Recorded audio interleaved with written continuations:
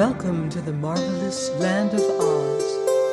I'm Mardell, and it's time for more adventures in The Wizard of Oz by L. Frank Baum.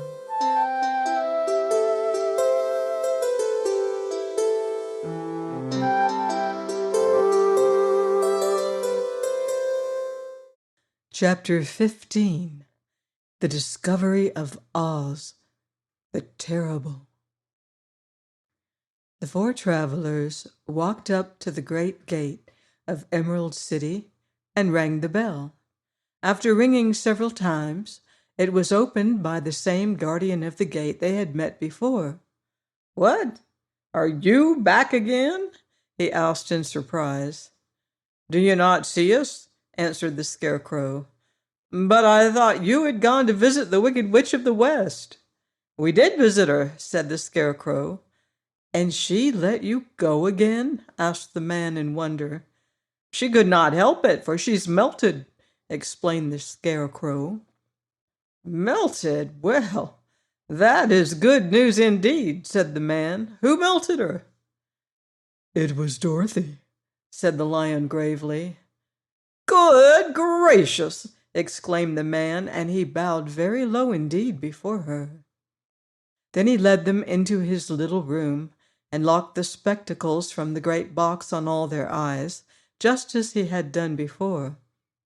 Afterward they passed on through the gate into the Emerald City, and when the people heard from the guardian of the gate that they had melted the Wicked Witch of the West, they all gathered around the travelers and followed them in a great crowd to the Palace of Oz. The soldier with the green whiskers was still on guard before the door, but he let them in at once, and they were again met by the beautiful green girl, who showed each of them to their old rooms at once, so they might rest until the great Oz was ready to receive them. The soldier had the news carried straight to Oz that Dorothy and the other travelers had come back again after destroying the Wicked Witch. But Oz made no reply. They thought the great wizard would send for them at once, but he did not. They had no word from him the next day, nor the next, nor the next. The waiting was tiresome and wearing, and at last they grew vexed that Oz should treat them in so poor a fashion after sending them to undergo hardships and slavery. So the Scarecrow at last asked the green girl to take another message to Oz, saying that if he did not let them in to see him at once, they would call the winged monkeys to help them and find out whether he kept his promises or not.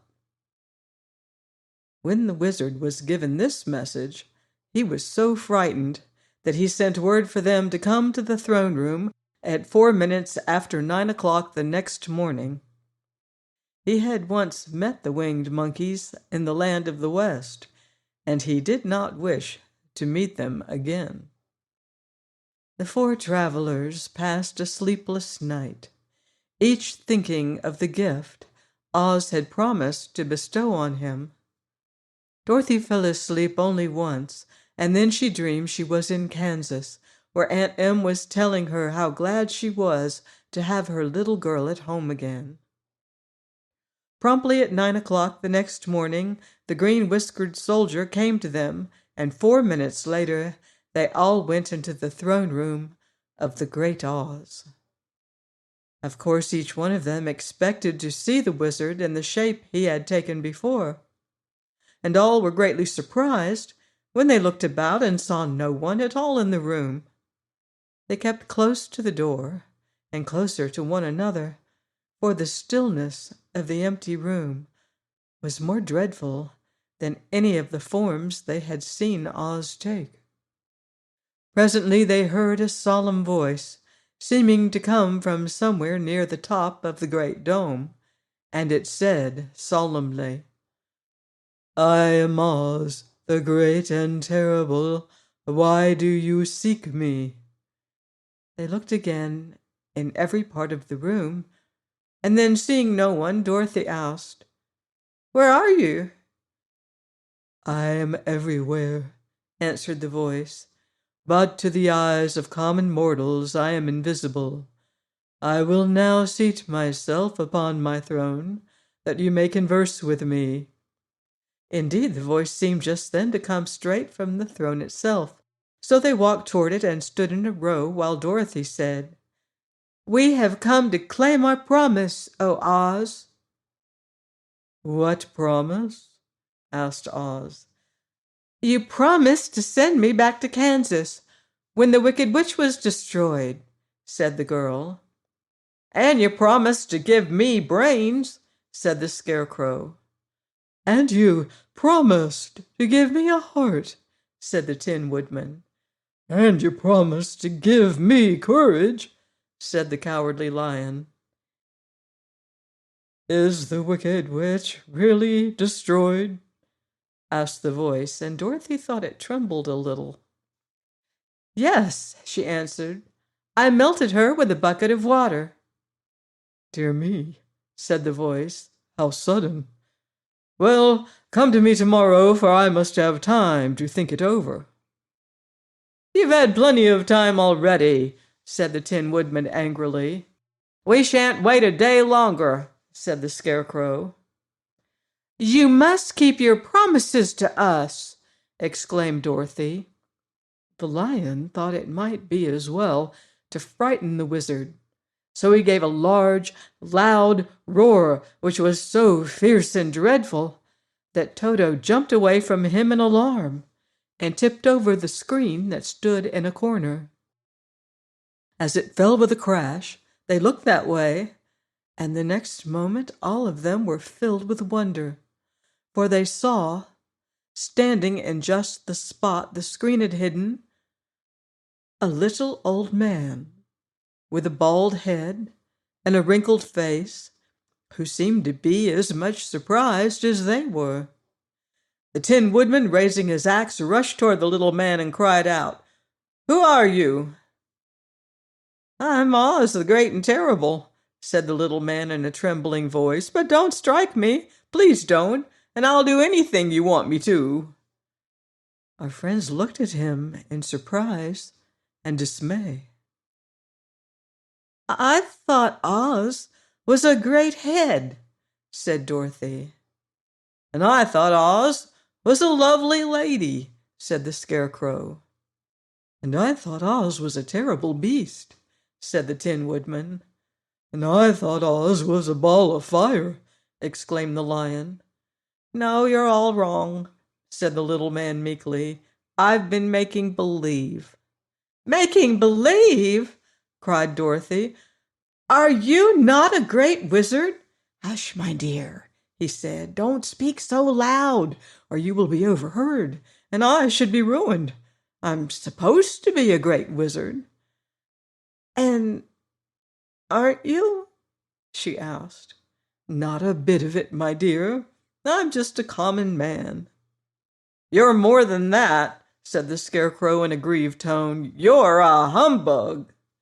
"Exactly so," declared the little man, rubbing his hands together as if it pleased him. "I am a humbug."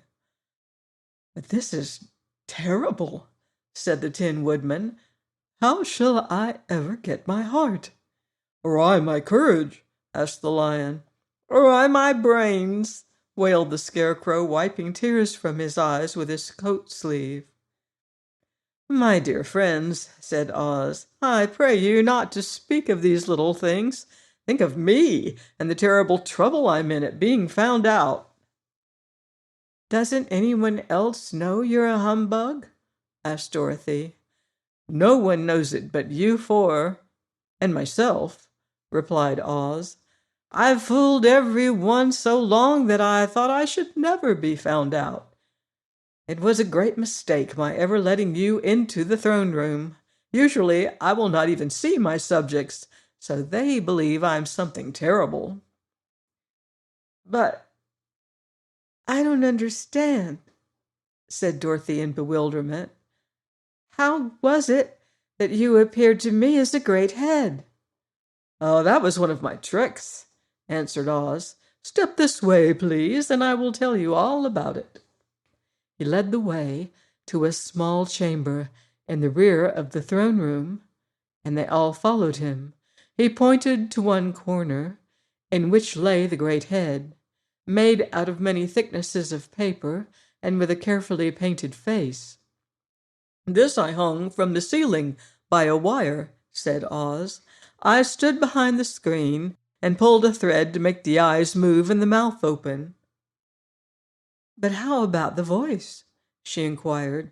"Oh, I'm a ventriloquist," said the little man, "and I can throw the sound of my voice wherever I wish, so that you thought it was coming out of the head.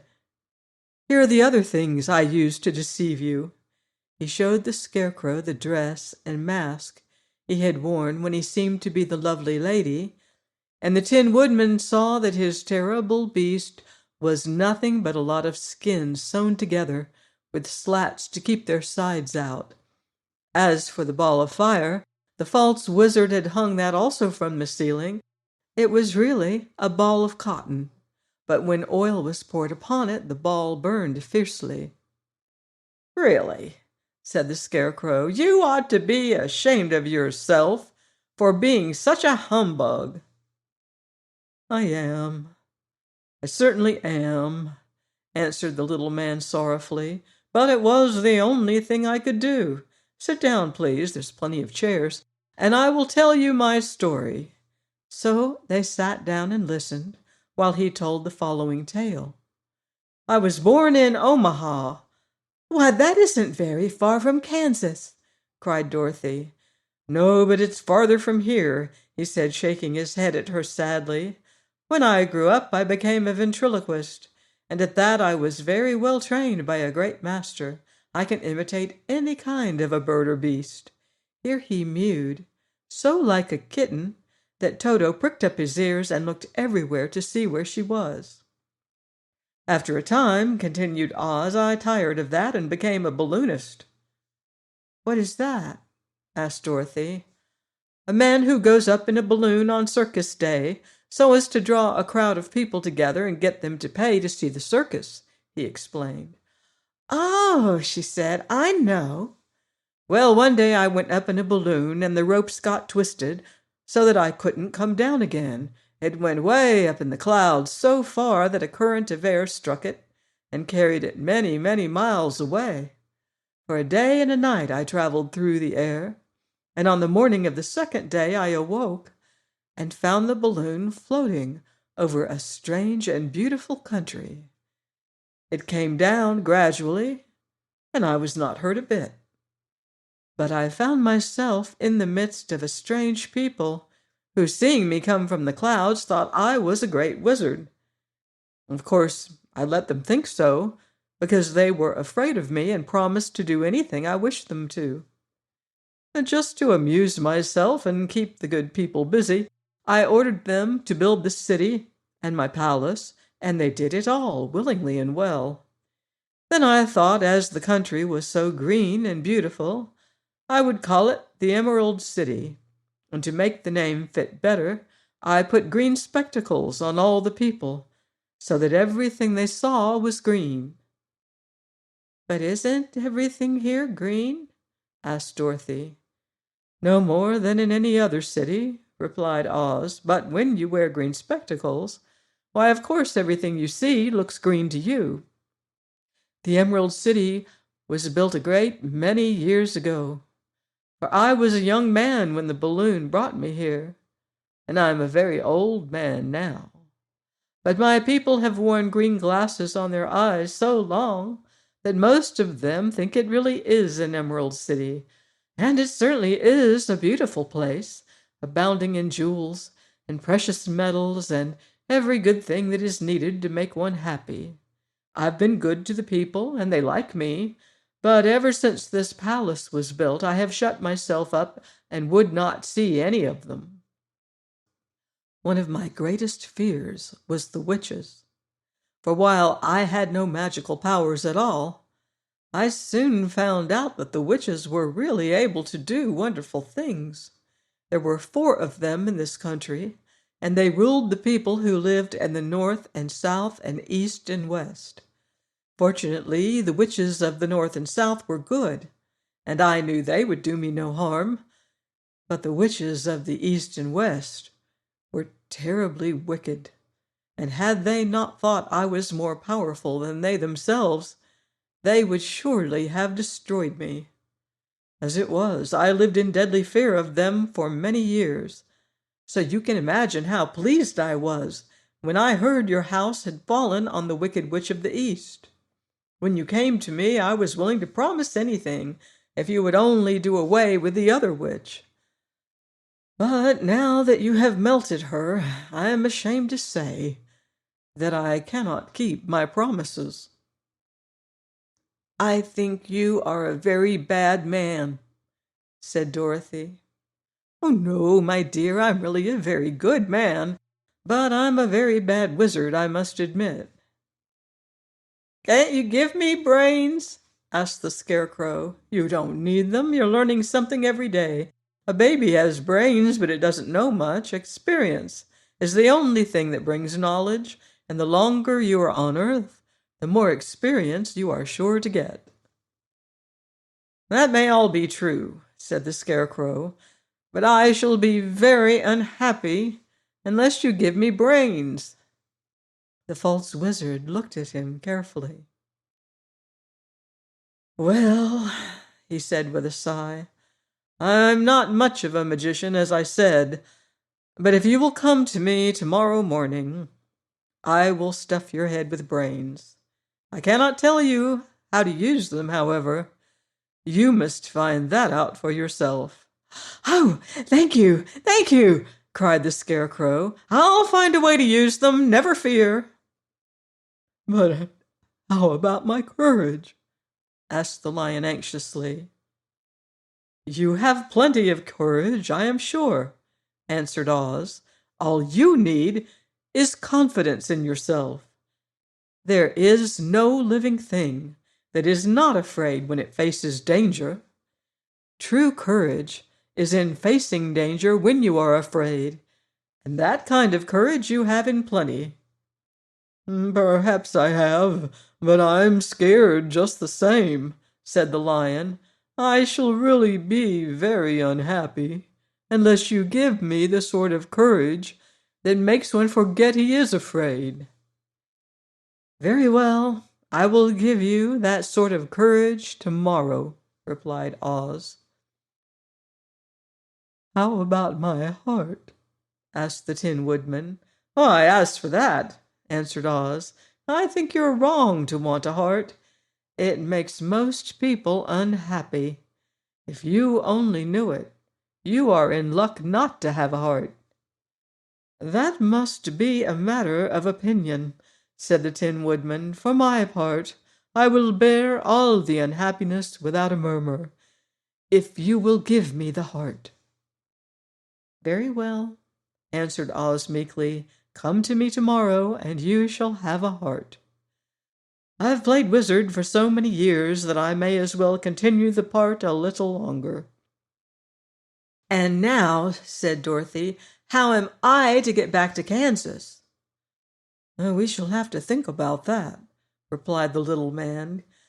"Give me 2 or 3 days to consider the matter, and I'll try to find a way to carry you over the desert. In the meantime, you shall all be treated as my guests, and while you live in the palace, my people will wait upon you and obey your slightest wish. There is only one thing I ask in return for my help, such as it is. You must keep my secret and tell no one I am a humbug." They agreed to say nothing of what they had learned, and went back to their rooms in high spirits. Even Dorothy had hope that the great and terrible humbug, as she called him, would find a way to send her back to Kansas. And if he did, she was willing to forgive him everything. Can the wizard really keep his promises? Please join me next week to find out what happens next on the marvelous land of Oz. Goodbye for now. See you in Oz.